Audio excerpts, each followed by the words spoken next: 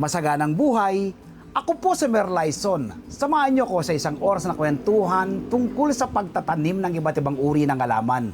Hatid ko po sa inyo ang do-it-yourself tips at iba pang sikreto mula sa magsasaka para sa mga magsasaka. Nakatutok kayo sa Signal TV Channel 1. Live din po tayong napapanood sa Facebook, YouTube at RPTV.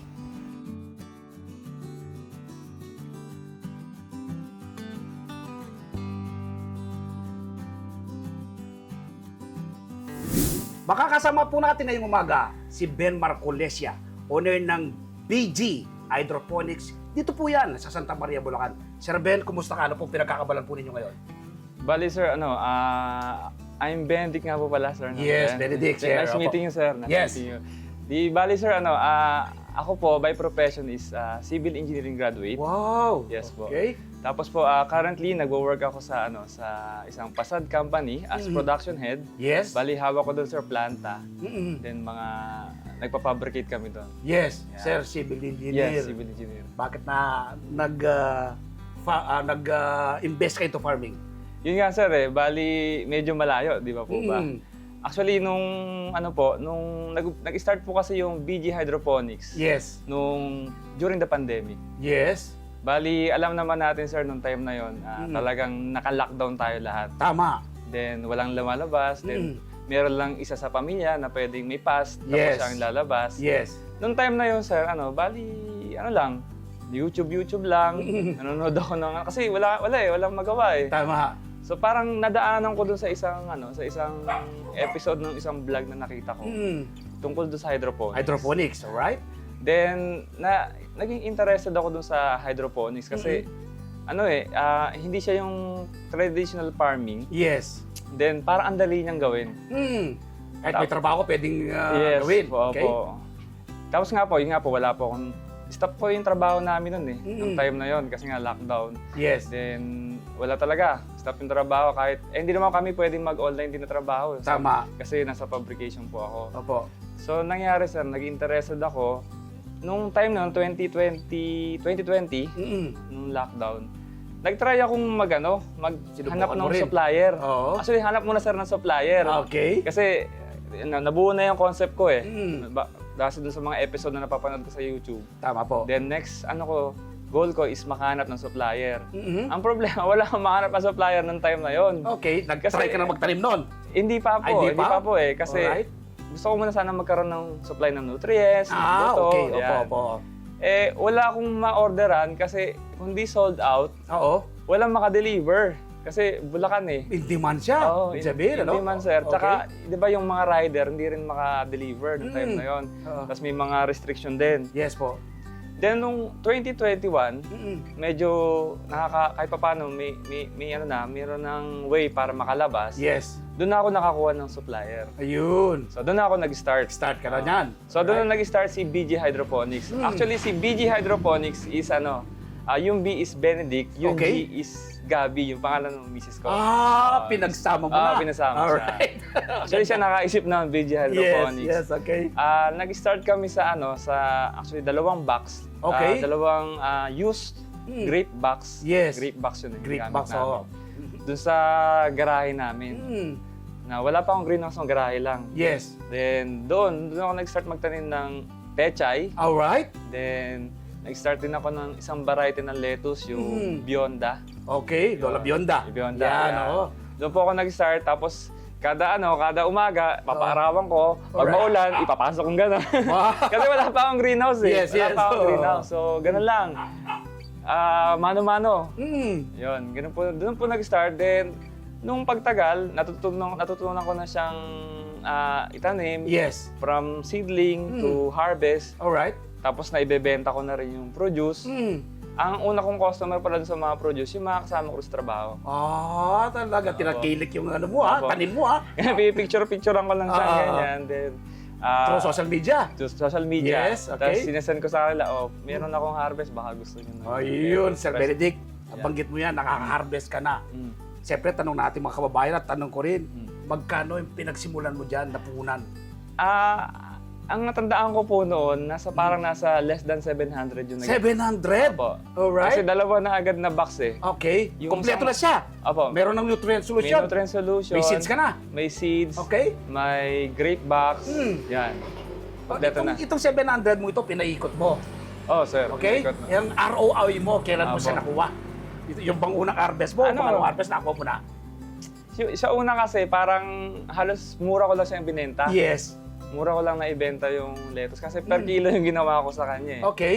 Late ko na kasi nalaman na pag hydroponically grown yung lettuce, pwede mo siyang ibenta per head. Okay. Yun. Alright. So, Hindi na kilo-kilo. Siguro sir, sa mga pangalawa hanggang pangatlong harvest, doon ko nakuha yung ROI ko. Ayun. Yun. Ilang buwan mo ba bago ka maka-harvest sa ganyan? Yung kasing lettuce, yung green na lettuce na typically na ginogrow sa hydroponics, Yes. 15 days siya sa seedlings. Then 30 days siya dun sa sa growing stage niya until harvest. Yes. So total of 45 days yung cycle niya. Yun. 45 days. Madali lang, ano? Pagit sa buwan lang. Sir, mabilis lang. Oo. Depende pa, may variety pa na mas mabilis. Sir Ben, 700 pesos ka nagsimula, dalawang box. Ngayon, makalipas ang ilang taon. So, halos, ano ka na? Mahigit 2 taon ka na, no? Kung 2021 po, 3 years na po. So, 3 years na, 3 years na po. no? Opo. Ngayon ba'y kumikita na tayo? Masabi ko pong kumikita na. Yes, magkano po yung kita kaya natin? Pwede mo bang sabihin sa ating Ano? mga nanonood para ma-inspire sila? Siguro sapat na sa kuryente. Ba?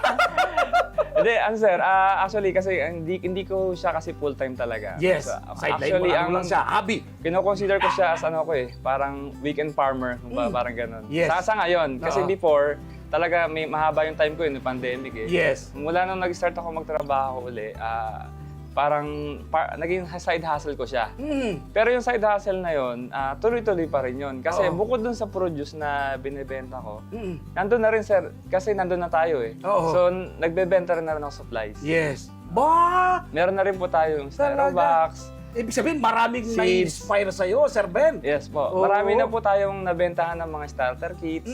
Yan po. Marami na rin po tayo naturuan kung paano mag-start ng hydroponics. Oh, praise God, yung hiram na talento, no? Opo. Na pinagkaloob sa'yo ng Panginoon, ibinabahagi mo Yes po. sa ating mga kabayan. Free po 'yon, yung training. Kapag Tama. po nag-avail sila yung starter kit. Kasama po yung doon, yung parang ang after sales po namin doon. Yes. Mula pagtatanim ng seedlings hanggang harvest, pwede po sila magtanong. Yes. Only tanong. Yes. Para i-guide ko po sila. Yun ang Ganun maganda, po. Sir Opo. Ben, no? Yung ibinabahagi natin nila sa iba. Yes po. Yung bang sapat sa kuryente na sinasabi mo kanina, balak mo po ba yung mas palawigin pa yung pagtatanim mo? Actually po, kasi na-experience po natin sa panahon ngayon, sobrang init po eh. Tama. So, yun po yung nakikita kong challenge ngayon sa agriculture. Yung init, tsaka yung tubig. Yes. Yun po. Bali, climate change, kumbaga po, kung sa madaling sabi ko, climate change. So, nakita ko po kasi si hydroponics po kasi, kumbaga ano siya eh, kaya po niya eh. Kaya niya po niyang, kaya niya pong umadapt doon sa climate change. Yes, magkipagsabayan, Yes sa po. init ng panahon. Sa Kasi po pagbabago ng una, panahon. mas marami po kayo masasave na water sa pag nag-hydroponics kayo Yes. compared doon sa traditional na farming. Kasi ito po, yung sa hydroponics po kasi, lalo po yung sa amin kasi is Kratky method. Okay. Once na nailagay ko na po yung solution doon sa tubig na yon, Yes. pagkasalang ko po nun, wala na pong additional water yun. Yun na po yun. Yun na yun hanggang Opo, ma-harvest opo. mo siya. Kumpara po sa traditional farming na sa isang araw po, twice a day mo siyang didiligan. Marami ka po. Opo. Minsan, ngayon, mainit. Oo, Mga 3 beses pa didiligan yan. Opo. So ito, nalilesen yung Lesson po. trabaho. Opo. Sir Benedict, Sir Ben, ano pa pang benepisyo ang nakukuha po ninyo sa pagtatanim? Bali, yun nga po, first yung yung additional income po para Yes, sa family. profitable, okay? Okay. Second po, sa akin po, talagang mas marami ako namimit na ibang tao. Talagang, Kasi may community po yung hydroponics eh. okay. Dito po sa Bulacan, ang community namin, yung kagaya ko po seller grower, Yes. nagtutulungan po kami. Talagang kayo, Tulungan no? po kami. Tulungan, alright? Meron siya, meron ako, para nag-share po kami. Alright. Pati sa information, sa knowledge, nag-share din po kami. Then doon naman po dun sa sa pangsariling benefits naman po, isa pa pong nakita ko po is yung yung fresh yung kinakain mo. Yes. yung pamilya, no? Opo, kasi isa, Kinakain ng pamilya, isa oh. po sa ano namin po, sa aming parang agenda sa hydroponics o pesticide free. Yes, Yun po. Wala po pong pesticide, wala po yung ganun. tama. Fresh po siya. Sir Ben, alam ko maraming may inspire sa'yo, no? From 700 na pinagsimula ng punan. Ngayon, pambayad ng kuryente o sobra-sobra pa doon. Opo. Hindi mo lang dinidevolve sa akin. Kinikita na kasi nga, nakakapagbenta ka na rin ng mga tools. Ano? Yes po, Okay. pati po seedlings, nagbebenta po ako. Yun. Actually po, meron po akong setup doon sa bahay po namin na seedlings. Yes. Indoor po. Yes. Kasi po isa pong challenge sa mga beginners sa hydroponics. Marami po na-frustrate pag hindi po sila makapagpatubo ng punla. Yes. So isang naisip ko pong solution sa kanila is i-offer ko rin po yung seedling. Ayun. So, wala na siyang magiging Wala na problema. po. Kung ano, Oo. kasi po isa pa po sa sa dapat nating isipin pa nag-hydroponics tayo na may farm tayo, greenhouse. Yes. Yung planning Oo. Yung scheduling nung nung Harvesting mo, Harvesting. no? Oo. So, halimbawa may regular customer tayo na na Yes. restaurant. So kailangan di maputol May yung sustainability. Oo, hindi maputol. Yan. So kailangan pag naka-harvest ka may kasunod na. Tama. So, yung iba po kasi na farm, nangyayari po, bumibili sila ng punla yung seedlings namin kasi Yes. wala na sila, yung mortality less na eh. Yes. Kumbaga, Kasi tubo na siya eh. Plug and play. Pag Tama. ilalagay na lang nila, sure ball na harvest. Yes. Yun po. Sir Ben, imbitahan mo yung mga nanonood sa atin na subukan nila ang hydroponics dahil sa pananalita mo, kita mo profitable, nag-enjoy ka, Apo. at siyempre pa pagkain ng buong pamilya. Sige po. Yun nga po, mga kababayan, bali isubukan niyo po yung hydroponics gardening o way ng pagtatanim kasi po sa panahon ngayon talaga yung tubig po medyo limit na po tayo. Sa mga susunod na panahon po, mas sigurado po na mas kukonti na po yung magiging supply ng tubig. So mas malaking tulong po ito bukod sa atin po at pati din po sa ating environment na makalesen po tayo o makasave po tayo ng tubig. Yes. At the same time po, kagaya po ng mga customer o naging mga kakilala ko po na nagka-try ng hydroponics, naging po nila to kumbaga parang dito po nila na-express yung nila yung kayo, halimbawa, stress sila sa trabaho, stress sila libangan nila. Naging libangan Yes, po. Lalo po yung mga senior, kagaya po nung mga magulang ko po, na yun nga po, nalilibang po sila. Nalilibang sila. At the same time, kumikita rin po. Yun. Paano po makokontak sa Sir Ben o yung BNG Hydroponics? Bali po, meron po kaming Facebook page. Yeah. Ang pangalan po is BG Hydroponics Bulacan. Mhm. Bali, kontakin nyo lang po kami doon. Then, magre-response po kami kung ano po yung kailangan, yung supplies, Yes. seedlings. Pwede rin po kayong magtanong kung how to grow the lettuce using the hydroponics. At bukod po sa lettuce, meron din naman pong mga ibang variety o ibang klase ng tanim na pwede ring gamitan ng hydroponics, mga leafy, mga fruity na halaman, yun po. Yun, Sir Ben, initially, ako'y nagpapasalamat. Pero mga kababayan, wag po kayo bibitiw. Itutur pa po tayo ni Sir Ben dito sa kanyang garden. Sa amin pong papabalik.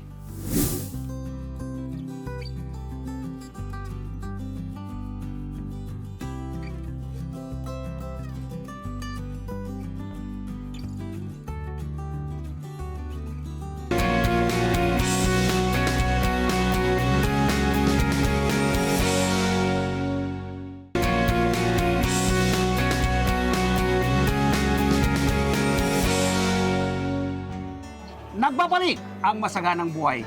Kasama ko pa rin po si Sir Benedict, Ben Forshort. Dito po kami ngayon sa dating kulungan ng baboy. Ngayon po, na-convert ni Sir Ben into hydroponics method of farming. Kasi po nagkaroon tayo ng problema sa baboy, di po ba? Pero nagamit pa rin po niya yung area. Kahit maliit na espasyo, kumikita pa rin. Sir Ben, nandito tayo sa hydroponics method mo. Iyang bandar yan sa harapan natin. Ilang araw na yan bago may transplant? Bali, sir, 4 days after transplant na po yan. Okay. Yan, sir. Alright. So, from seedlings, 4 days after transplant. Okay, tapos ito namang isa nito, Bali, ito, sir, 25 days na po yan. 25 days. About this itong nasa harapan natin na to. Bali, ito, sir, 25 days. 30 days. 30 days. Apo. Ilang araw na harvest na to? Opo, ilang araw na lang harvest Step na yan. by step yung ginagawa mo, Sir Ben, ha? Yes po. Yun nga po, bali sa hydroponics farming po, mahalaga po yung yung planning. Yes. Opo. Kasi po, parang di tayo maputol doon sa customer natin. Yes, sustainability, ano? Yes po. Opo. Yung constant para yung customer mo, hanggat babalik sa sayo, may bibigay ka. Opo. Kasi po pag naputol yung supply natin, nahanap po siya ng iba. Maghahanap ng iba. Opo. Pero dito, tuloy-tuloy. Tuloy-tuloy po tayo. Ito, Sir Ben, napakaganda. No? Yan. Anong variety of lettuce to? Bali, ito po yung isa sa nakita namin na na bagay po sa summer. At saka hindi po siya bagay rin po siya sa tag-ulan. Yes. Ito po yung Olmeti. Olmeti. Yes po. White na white ang kanyang... Meaning po ugat. healthy po siya kasi Ibig sabihin healthy. Healthy po yung Yan. halaman. Okay, oh. So, ang kahaba po niya. So, ito pong tubig niya, stagnant lang siya. Diyan lang siya. Stagnant lang po yan. Bali, ang tawag po dito is Kratky method. Kratky method. Apo. Diyan lang ang tubig. Diyan lang po. Hanggang ma-harvest mo siya. Hanggang ma-harvest na po yan. So, ganun lang po siya kadali. Opo, ganun lang po siya So, kabilis. pwedeng gawin ng ating mga kababayan kahit Opo, nasa trabaho sir, sila. bali actually kahit estudyante ka, kahit senior kagaya ng parents ko po, Yes. kayang-kaya po ito. Usually, hindi ka kailangan magdilig dito eh. Hindi na So, po. anong gagawin mo na lang dito kapag nailipat mo? Hintayin nyo na lang po na ma-harvest. Pwede. Opo, ganun na lang po. Sideline, Opo. Baka mamaya sa susunod, kahit na may trabaho ka, Sir Ben, sideline mo na yung trabaho mo, dito ka na. Sa future po, kung kaya po, pag napalaki po natin. Yes. Opo. Aba. Opo, ganun po yung plano. Unti-unti mo palakihin. Opo, opo. Okay, dito, ikot nga tayo banda rito, Sige Sir po. Ben. Banda rito, ito. Sir Ben, dito nga tayo. Ito. Ito, anong variety of lettuce ito? Bali, yan Ito to. sir, ang tawag natin dyan is Beyond the Variety. Okay.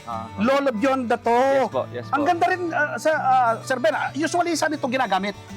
Bali, ito po, ang usually customer namin dito is yung mga nagsasangyup. Sangyup. Yes po. Okay. Then po, may mga kumukuha sa amin sa palengke, nire-resell po nila. Yes. Nire-resell. Sir Ben, anong struggle na kinaharap mo mula nung magsimula ka sa ganitong hydroponics? Bali, una po talaga, kagaya po ng iba na nagsisimula sa hydroponics, yung pong pagpapatubo ng punla. Yes. Kasi po, sa punla po, yung 15 days na pag-aalaga po ng punla, Mahalaga yun. mahalaga po yun eh. Kasi po, minsan natutuyuan tayo. Tama. Pag natuyuan, patay na yung punla. Okay. Minsan naman, hindi tumutubo yung seeds. Kasi Yes. choice of seeds po, variety. Oo. May mga variety po kasi ng seeds na mahina yung germination. Yes. O kaya, mali yung storage natin ng seeds. Opo. So, pag mali yung storage natin ng seeds po, bumababa po yung germination rate ng seeds natin. Ayun. Dito po nakalipas na tag-init, Apo. ay hindi ba apektado yung mga laman natin? At ngayon, nagsisimula na yung tagulan. Ano namang preparation po ninyo? Bali, nung tag-init po, ang nag-struggle po namin is talagang yung nalalantay yung ating mga lettuce. Yes. Ano pong ginawa yung solusyon? Bali, naglagay po tayo ng Ayun! shade net. Oo. Meron po tayo dito ng shade net. Okay. So, kapag pag nag-start na po yung sikat ng araw, usually po yan, 11 to 2, Yes. naglalagay na po tayo ng shade net. Oo. Then po, pag wala na, saka po natin siya tatabi. Ayun. So, kaya po meron ditong Parang alambre. Opo. Okay, ngayon tagulan, nagdeklara na yung Apo. pag-asa. Sa- Ano na? Sa tagulan naman po, ang isa pong magiging struggle dyan is yung magiging leggy po yung lettuce. Okay.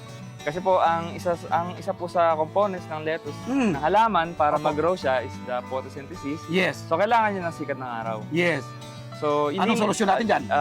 Mangyayari po dyan, pipili po tayo ng variety na Okay. hindi kailangan ng masyadong sikat ng araw. Mm. Actually, hindi po nare-recommenda si Bionda pag, Okay. pag tag-ulan. Pag tagulan. Ito po ang maganda. Olmeti. Si Olmeti po. Kasi po ito, Ayun. hindi po siya agad-agad naglelegi.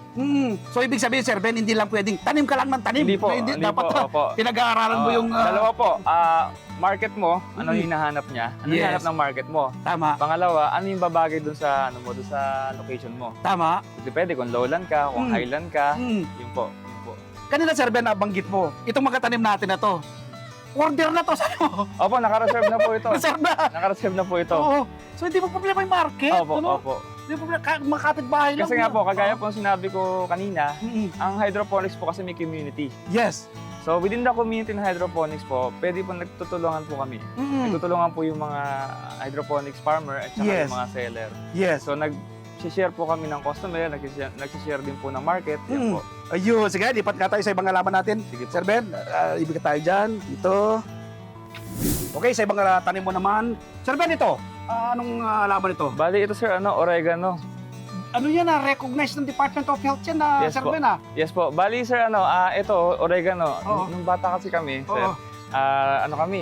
kumbaga, halaman medicine kami sir. Yes. And, Okay. mga ganun po yung pinapa-take sa amin ng mother natin. Mm.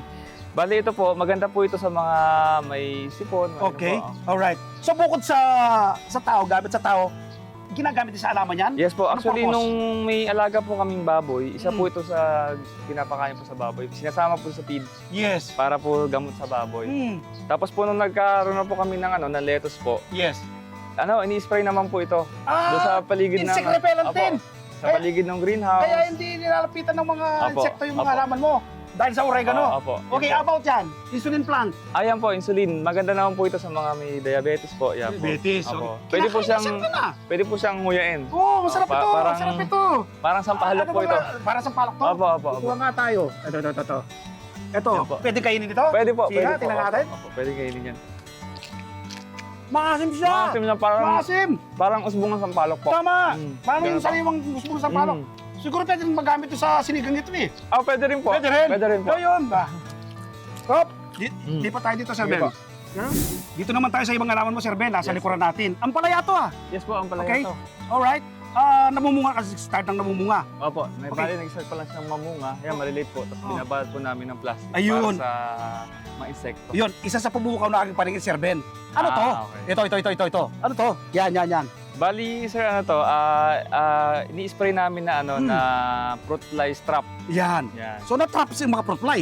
Yes po, bali kumuha lang po kami ng bote dito na use na bote. Oo. Kahit ano. Then, I-spray nyo i-spray namin dyan. Oo. Then, Dumikit na sila. ma-attract po kasi dito yung mga flies mga Oo. fruit flies eh. Then, Oo. pag nadikit po sila, matatrap na sila. Hindi na sila dyan. makaalis dyan. Yes Hanggang po. kung hindi na Sa halip na puntahan nila yung mga bearing, natin. mga halaman natin, Oo. dyan po sila ma-attract.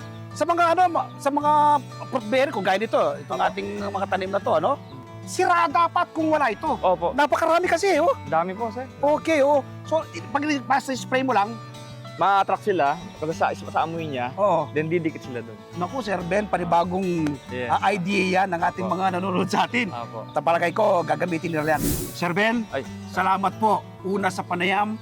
Pangalawa, itinuryo po ako dito sa kanyang napakagandang garden. Sir, bali, salamat din po sa programa niyo po. No? Dati, sir, nanonood lang ako tuwing linggo po doon sa Mhm. programa niyo. Then, Wow. na-inspire po kami doon sa... Kasi maliit na space, tapos yung mga recyclable na bote, na-convert nyo as magandang halaman. At the same time, nagkakaroon kayo ng fresh na pagkain. Yun, doon po kami na-inspired. Tapos po, binisita niyo po ako ngayon. Sir. Naku, Sir Ben, kaya pala yung ating show, itong Masaganang Opo. Buhay. Season 14, episode 10 na tayo. Yun, sir. Yun, dahil po pala Hindi, sa inyo, oo, Sir Ben. dahil din po sa inyo, sir. Kasi marami pong nanonood sa atin na na-inspire, tapos natututo po doon Yes. sa tinuturo niyo po. Yun, si Sir Ben Marcolesya.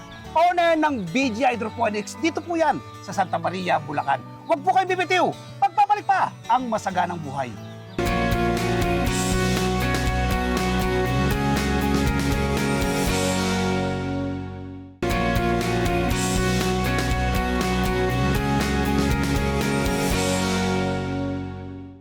Nagbabalik ang masaganang buhay.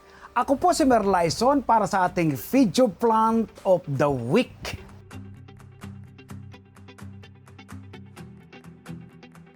Ngayon po ay ibabahagi ko po sa inyo o isi-share ko po sa inyo ang simple at madaling pagtatanim ng okra sa mga bote ng mineral water.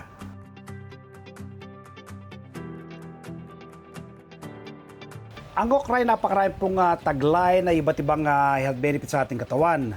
Ilan po dito ay may mataas siyang anti-diabetes content, full of nutrients, protein, fiber, magnesium, folate, vitamin A, vitamin C at vitamin K. May mataas siyang antioxidant content na tumutulong para maiwasan ang pagkakaroon ng sakit na cancer. Maganda siya sa ating puso, nagpapababa ng blood sugar. Maganda siya sa ating kutis at sa mga buntis. Ilan lang po yan sa napakaraming taglay na health benefits sa ating katawan ng okra. So ngayon ay magtatanim tayo ng okra. Ito po ang ating seeds. Pinaggamitan ko na po yan. Ngayon ay makikita po nakasild sa uli. Kasi gano'n ay mataas pa rin po yung kanyang germination rate kapag kayo magtatanim uli. So ito naman po yung mga bote ng ating gagamitin. May lupa na po yan. Pinagtamnan ko na po kasi yan sa iba kong mga laman. So dapat buhagagin nyo po uli yung lupa. Ang mixture po nito ay 20% buwag na lupa, another 20% ay vermicast, paunang pataba. Tapos meron din po siyang 20% na carbonized rice hull. Ano? Kaya po nanatili pong buwagag ang lupa dito ng ating pinagtatamnan. Buwagagin niyo po niya, mamasama-sama po siya ang ating lupa. Dahil lumulan po sa amin dito, sa aming lugar, kaya po basa po yung lupa. Yan. So, maglagay po tayo ng paunang pataba, ang vermicast. Ano? Ang vermicast po ay paunang pataba po yan. Pwede po kayong maglagay dyan ng hanggang dalawang sa kamay. Ano? Bawat isang bote. Yan. Maglagay po tayo ng dalawang vermicast po ito. Pure vermicast. Bila. Yan. So, meron na po silang paunang pataba. Tapos, i-mix nyo lang po ngayon dito. Yung lupa nating, itong ating vermicast sa lupa. Yan. Pang sa ganon, habang lumalaki ang ating halaman, ay malusog siya, no? Yan. Naikukuha na tayo ng seeds ng ating okra. Sa isang bote po ng mineral water ay pwede po kayong maglagay ng isang hanggang dalawa na seeds. So, 4 po yan. Kukuha tayo ng 8 seeds. Ano? Lahat sa ating kamay ang 8 seeds. 2, 4, 6, 8. So, yan. 8 po yung ating nakuha. Sa bawat isang bote, maglagay po tayo ng 2. Pag-iwalay nyo po, ano? Magkaiwalay silang ilagay ninyo. Pagkalagay po ng seeds, ay baon nyo lang po ng 1 inch. Yan. Baon nyo lang po ng 1 inch sa lupa. Naman, ito. Ayan. So, ito yung isa. Ayan. Tapos takpan nyo po ng ganyan. Kabila naman. Ito. Ayan. Tapos takpan nyo lang ganito. Tapos yung 2 pa. Ayan. Ayan. Dahil basa na po yung lupa, kahit hindi nyo po didiligan yan, ano? Tutubo na po yan. Ito pong ating bagong tanim na okra ay pwede nyo pong ilagay muna sa isang lilim na lugar hanggang tumubo na. 1 week naman po, tutubo na yan, ano? At after 2.5 months naman po, makaka-harvest ka na ng bunga ng iyong sariling mga tanim na okra. After 2.5 months, so yan na po yung ating mga tanim na okra at marami ka na pong ma-harvest na bunga. Yan po yung kanyang mga bunga, oh. Ang dami pong bunga, yan. Meron na pong may ready to harvest, may kasalukuyan siyang nagpa-flower. So ito, ayan, dito sa kabila, yan po, ang dami pong bunga, oh. Ito, itik na itik po sa bunga, oh. So, simpleng-simpleng alagaan at patubuin ang okra. Yan, wala po kayong enough space sa Metro Manila nakatira. Sa mga bote po ng mineral water, ay pwede po kayong magtanim ng okra. So, ngayon po, isamahan niyo naman po akong humarbest ng bunga ng aking mga tanim na okra at magluluto tayo ng masarap at masustansyang curried okra with tomatoes ala magsasakang reporter. Gamit po yung gunting, gugupitin po natin yung ating ma-harvest na bunga ng ating mga tanim na okra. So, simulan po natin dito sa bandang itaas na bahagi. Ito po. Yan. Ayun. So, ito naman ang ating i-harvest. So, yan. Batang-bata pa po yan, oh. Sariwa-sariwa po yan. Ito naman. Yun. Ang gaganda pong tingnan, no? So, ito po yung ating na-harvest, ano? Na ating lulutuing, masarap at masustansyang curried okra with tomatoes ala magsasakang reporter. Halip po kayo, samahan nyo akong magluto.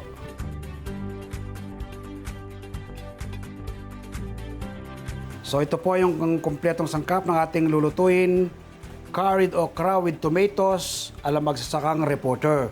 Siyempre po yung ating bida, yung ating okra, tapos mantika, bawang, sibuyas, kamatis, curry powder, chili powder, durog na paminta, asin, at konting tubig na konting pansabaw sa ating lulutuin. Yan po yung kompletong sangkap. Pag mahit ng kawali, ating mantika. Yan. Painitin natin ng konti yung mantika. Tapos sunod natin ng bawang. Yan.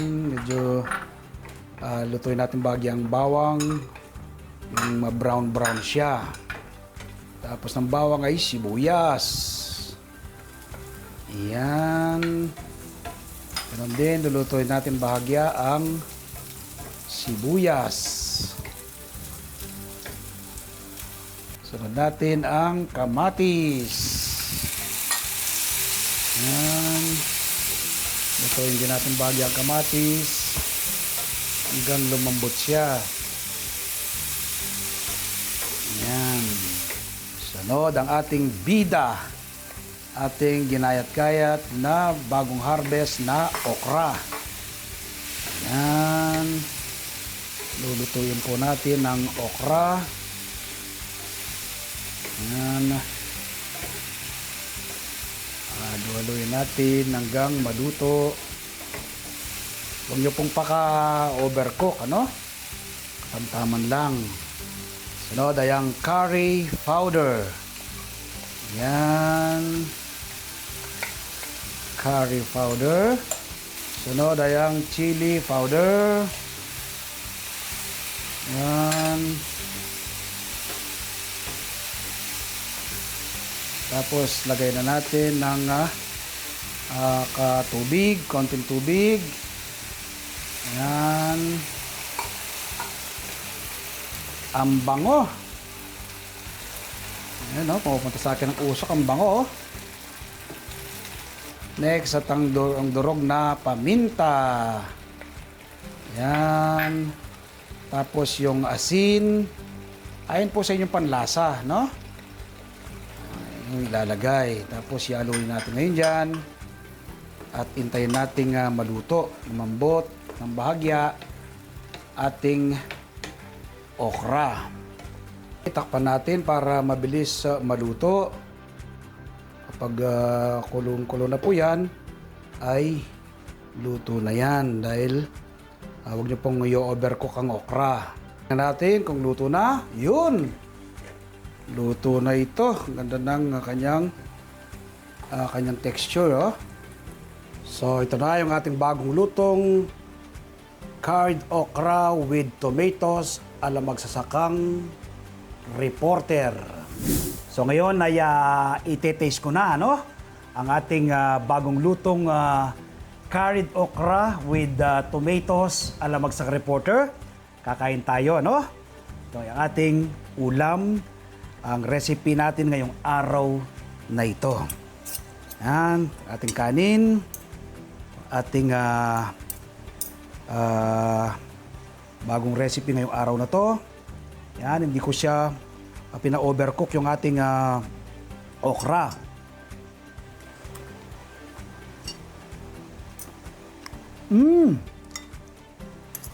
Ang sarap. Tama-tama ang timpla.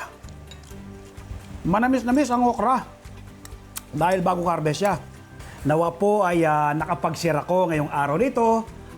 Una yung simpleng pagtatanim ng okra sa mga bote ng mineral water, pag-aalaga at pagpapabunga ng hitik sa mga tanim na okra. Ito, pagluluto po ng masarap at masustansyang curried okra with tomatoes ala magsasakang reporter. From garden to table. Ako po'y napakarami ng tanim ng iba't ibang uri ng gulay at prutas, pero patuloy pa po akong nagtatanim. Ako po kasi naniniwala ng pagkakaroon ng seguridad sa pagkain, dapat magsimula sa ating mga tahanan. Food security starts at home. Milyon-milyon ngayon ang nagugutom. Maraming kabataan ang dumaranas ng malnutrisyon. Ito po ang aking nakikitang solusyon, ang pagtatanim ng ating sariling pagkain. Nawa po sa mga susunod na araw, linggo at buwan, may tanim na rin po kayo ng inyong sariling pagkain. Salamat po! Ngayon po isasagutin ko ang ilang tanong ng maraming nanonood dito sa ating show. Ang unang tanong natin ay mula kay Bonifacia Bonet. Sir Mer, paano po magpabunga ng hitik na hitik ang mga tanim na mulberry? Salamat po. Thank you very much sa Bonifacia. Una ay ipruning mo ang iyong mga tanim na mulberry. After pruning ay maglagay ka ng natural at organic na pataba at mag-spray ka ng fermented fruit juice nang sa ganon ay magkaroon ng maraming bunga ang mga tanim na mulberry. Tanong naman mula kay Peanuts Marky. Sir, meron pong dapat kong gawin? Naninilaw po yung daon ng mga tanim kong papaya. Salamat po. Thank you very much sa Peanuts. Isa sa dahilan dyan ay overwater ang mga tanim mong papaya. Ayaw kasi ng papaya ang sobrang matubig yung kanyang lupa. Ano? So, ang dapat mong gawin ay huwag ka masyadong magdilig at maglagay ka ng natural at organic na pataba. Tanong naman mula kay Lito Carmona. Sir, mer seeds po ba ang ginamit nyo sa pagtatanim o cuttings ng iyong makopa? Salamat po.